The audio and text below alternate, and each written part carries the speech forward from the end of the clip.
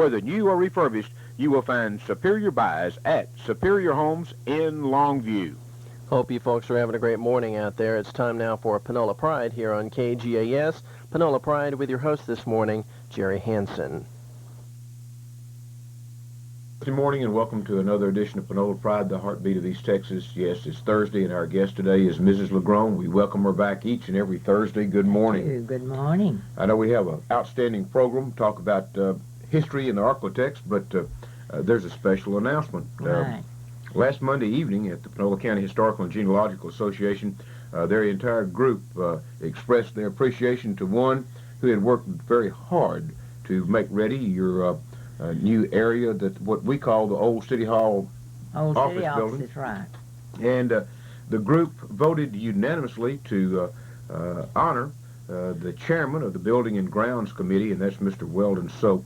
And they're now going to name that area as the Weldon Soap Assembly Hall. That was voted unanimously by the group. Correct. Last Monday at their meeting. You know, every time I would pass by, I would see Mr. Weldon out there and perspiration pouring off his face and cleaning up and restoring that old area. Still a lot of cleaning up to do outside, but the inside is beautiful. It really is. And we're already meeting inside. And when we get the rest of the debris away, it will be a proud part of town. He's certainly done y'all a super job, and I'm so glad has. that he has received such an honor. Well, as that building. This will be attached to the building, a plaque with his. Weldon Soap Assembly Hall. Right. It's where we'll have our meetings, and it is where we've arranged it for the handicapped facilities. They can go in and do their research in that area there. Right. Very good. Well, we opened up a great program last week and talked about some of the doctors and medicine around in the early days, and I have a feeling we're going to continue on with that. Well, today. I thought while we had this material out, everything gets put away, and and you forget what you were doing, and so I just kept this out on the desk, and I said, well, now is the time to pick up with some things that were happening medically in the 1850s and 60s. That's a long time ago, and we honor different professions and so on. Well, there were some unusual doctors in this community early, and so after we ran into this letter, I've made some other discoveries of connections between people through their doctors, and how they handled all of this. And so I thought just taking one little section of the county, and that's that area from Old Beckville up toward Fairplay. Mm-hmm. And that road is now 124, but it was called, well, it wasn't exactly where it is now, but it was parallel to it, the old Grand Bluff Road. Okay. It went from Grand Bluff through by Fairplay, Reed Settlement, and on down to Nacogdoches. And all the way along, it is so many miles on Grand Bluff Road. Well, that road was an early traveled road, and it is now, of course, Farm Market Road 124. It's a little, I guess, west of where the original road was, but it is parallel to it. Okay, that's the general area that we'll be keynoting today. This journal right here is the one that I uncovered the letter in, and this is Dr. Reagan, Thomas Reagan's journal, and it is before, he called it private case book, and it's one of 4 that his great grandson, Dr. John Parker from Plano, brought these 4 to add to our collection of Reagan papers. And I was so afraid something happened to them that they were put away carefully. And I, from time to time, thought, well, I need to examine those more closely and see what's in them so we'll know what to do about them. And that's when the letter fell out that I mentioned last week. And it is, of course, a treasured document, and will continue to be. But there, through all of these, they're folded papers. For instance, here are tax receipts, and the amount of tax, and Now, Dr. Reagan was a wealthy man before his death, and here are is his tax report for the year 1869, and it's his receipt for $52. He was a by then he had an expansive covering of land and property. Now, this is his father-in-law, and by the way, J.A. Rockmore was the tax assessor collector at that time. And these are just loose papers. All along through those journals, there'll be loose papers. This was his father-in-law, whose name was Stanton. His wife was a Stanton before she married, Rebecca Stanton. And so he paid both of them. And this father-in-law had a land grant, and $8 and, no cents, $8 paid his tax for the year. Well, that's kind of revealing when you run into a bunch of things like that. These cards I found in these books last night when I was going through them, and these are receipts for bales of cotton put on storage. And a bale of cotton was a valuable thing. This one little tag represents 4 bales that he's had put in storage. See, he had that kind of land farmed by hands. And here's another bale of cotton. Here is a letter to him from a man in Nacogdoches, and he was trying to buy 1,800 acres of land that the title wasn't clear on, even in the 1867 or 8, whatever it was, after the war. And they promised to clear that title because it was undivided land. And this letter promises. Well, you find all kinds of things like that in those books that he just crammed in them, and they've been there ever since, I guess. Well, anyway, this was his, and this dates back to 1855-56. And then the 4 volumes come on up to the 70s. And then he died in the 80s. So that collection of information is really great. They show, though, something that I discovered last night that I had not known before, that he first settled at Concord. You know where Concord is? Not exactly. Over in the edge of Rusk County. Okay. All right, and he teamed up with a doctor over there, and they were together at Concord that first year, the early part of it, as soon as he graduated, evidently, from medical school in Georgia. He came to Texas and settled there first, and he didn't get to Old Beckville area till December of '56. So I ran into his in one of the journals, and I made a notation of it because I thought it was real interesting. He tells about the dissolution of his partnership with Dr. Bell, and they'd been partners. And he says this notation is in 1856, and this was at Concord. And he says the co-partnership existing between Drs. Bell and Reagan has this day dissolved by mutual consent, December 10th, 1856. And that's when he came to Beckville. So that's a discovery I don't believe the family knew, because you have to examine all those little papers in between. Okay, so this is what we're talking about today. He did settle near Old Beckville on the old Grand Bluff Road, and the house that Dr. Reagan built later became the Daniels home. And I remember seeing that home in my childhood back off the road. And Mr. Daniels lived there the rest of his life. He bought that place and lived there. So it was that was a large family, the Daniels family. May was his name, I think, May Daniels. But Ray Daniels was a county commissioner at one time, and that was one of the sons and so on. All right, the Reagans had 2 daughters, and one of them married the Whitfield, and the other married Barnett, and they both families opened businesses in Beckville.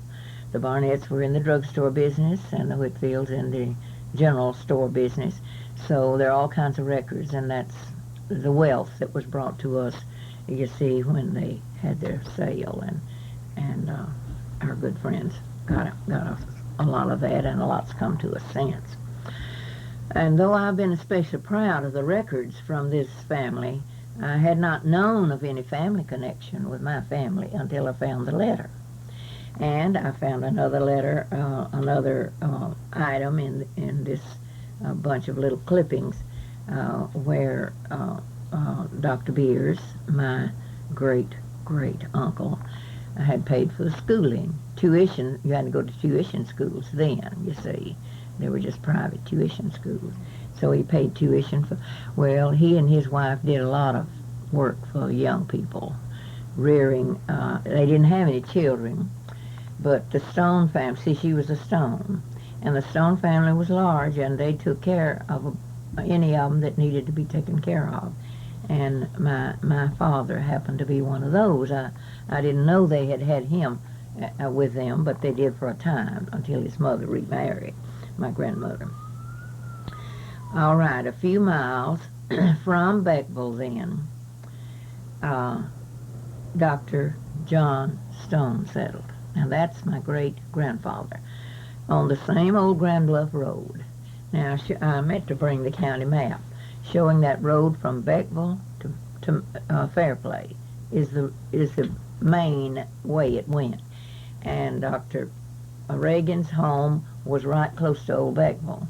Then further out that road was Dr. John Stone. And a little further on toward Fairplay was Dr. Beers. And then there were a couple of other doctors in the area. And this is just amazing to me that there were that many doctors available. And that some of these cases that I studied, and he goes into detail on some of the cases, and some of these cases that I studied in his journals, they call all the doctors in for consultation because it was a hit or miss thing. They'd try one thing tonight, and if it didn't work tomorrow night, they'd prescribe something else because they carried the medicine with them, you know, and they'd have their counsel and decide what maybe would work and so on. And the ones that he writes up in detail are the ones that died, and he's always puzzled at what else they could have done. He feels like they could have done something else maybe. So this combination of medical interest in so early a time is still amazing to me, that as many doctors and as many learned people, I'm trying to say, came. They weren't just ignorant, good-for-nothing people that came and started digging in this East Texas soil. They were people that wanted a good life and were determined to get it, but they also gave a lot of service to each other and were qualified to do so. I have before mentioned that my great-grandfather was a scholar. I didn't know that until I started doing this research, and I found these treasured books that date back to England that I'd give my right arm just about it to have a page or two out of them, because they were such, well, now they are documents, of course, that only a few people ever get to touch or see. At any rate, Dr. Beers died in March of 1871, and his letter told Dr. Reagan, my friend, and a highly esteemed friend, he said, to go to my place and get the boogie irons. Well, I mentioned this last week, that Dr. Reagan, in the story in our history book, Dr. Reagan had a famous carriage. He didn't do his practice in that carriage, but they went on vacation in it every summer. And the thing that is really humorous about it is it was a surrey with a top and fringe around it, and it was upholstered in baby blue satin. I cannot imagine in the dust and everything, a satin. And of course it's open, you know, dust and all that. Well, anyway, Dr. Beers was now sick, and he knew, critically ill, of course. And he wanted his friend, Dr. Reagan, to have these special attachments for his vehicle. And he says, go get them and use this letter for the man that's taking care of it, for him to know. Okay, that's the first connection I knew. that was in my own story. And he died then 3 months later, this Dr. Beers did. But Dr. Reagan apparently did follow through, and he lived 16 more years and got richer and richer because he would take anything for his services.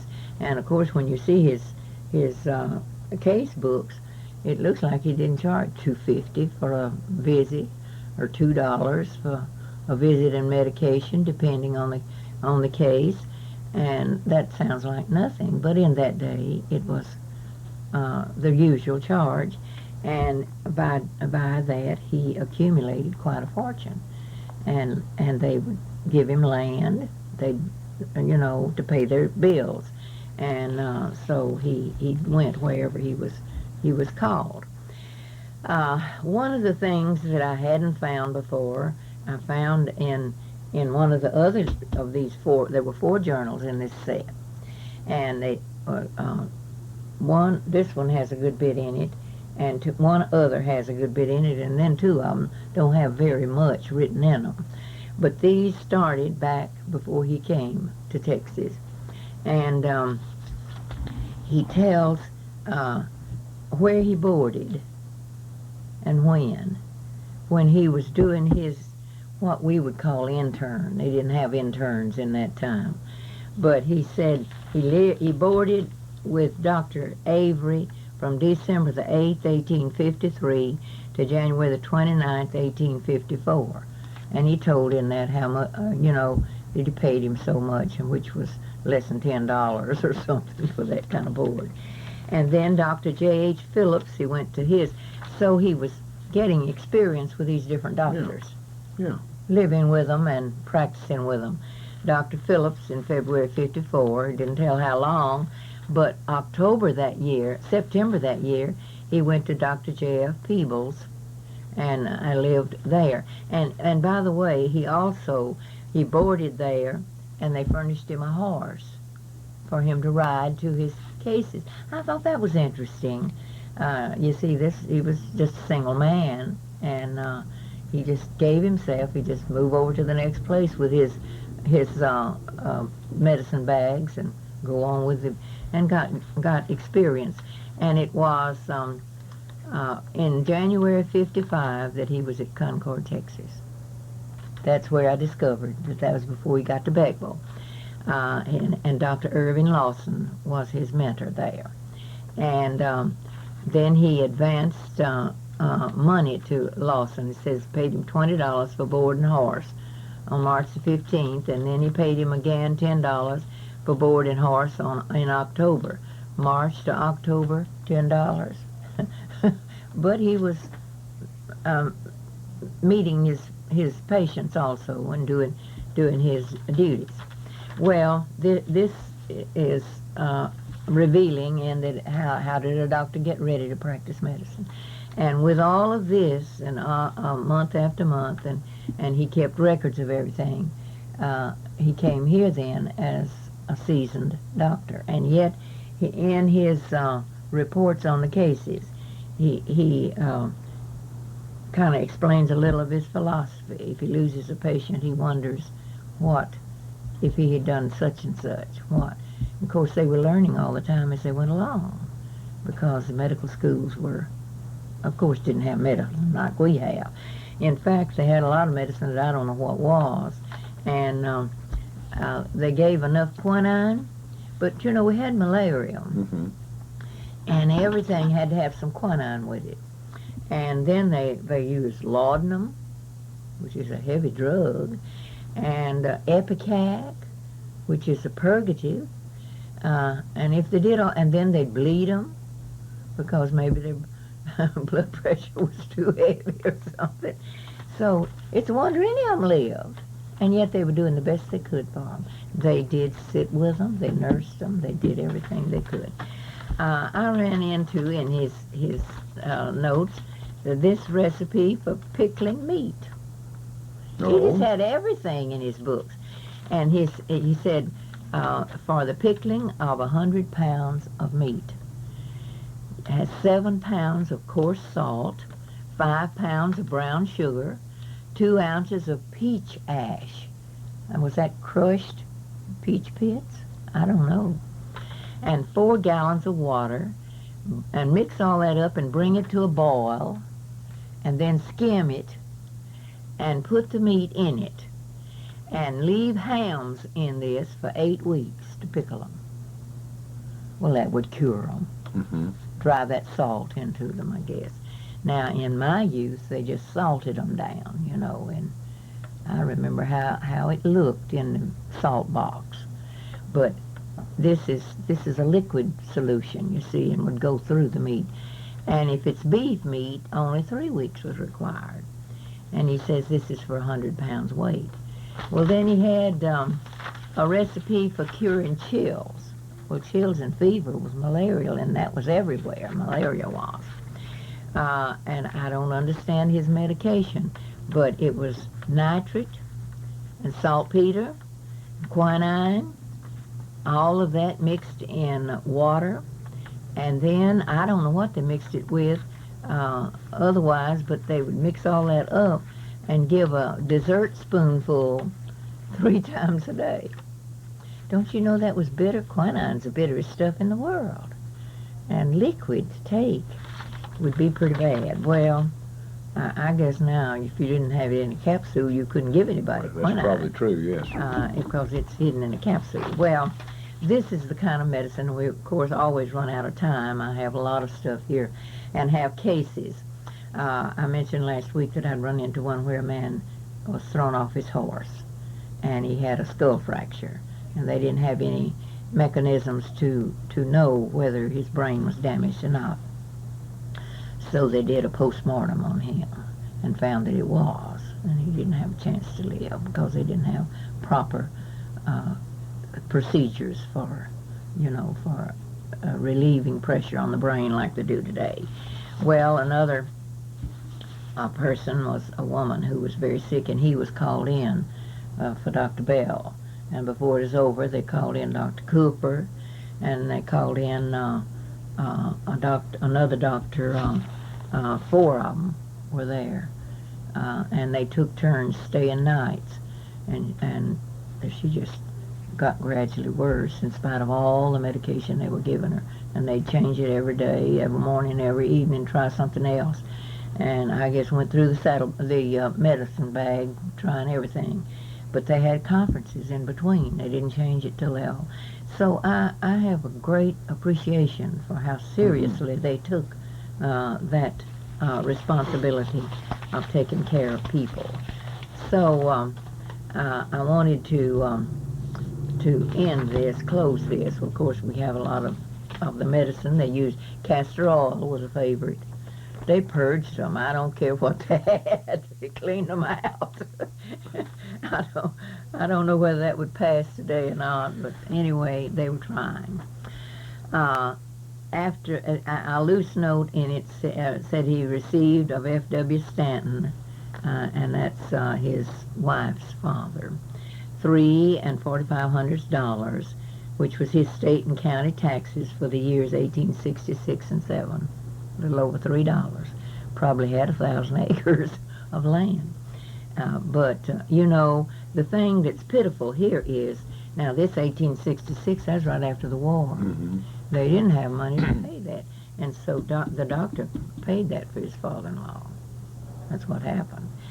But many people lost their land during the Reconstruction because they couldn't pay the taxes. And the taxes weren't much. But a dime was a dime, and they couldn't come. You see, the only money we had here then was Confederate money.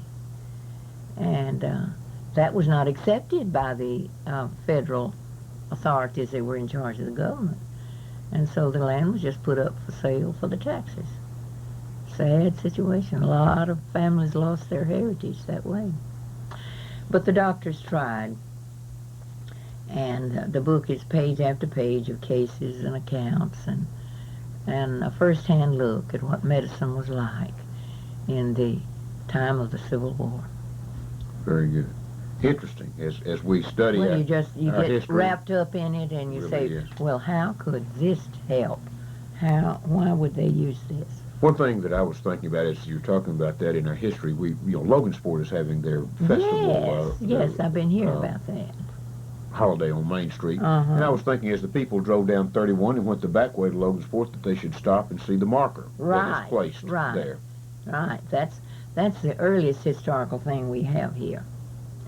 You see, that's still here, 1841.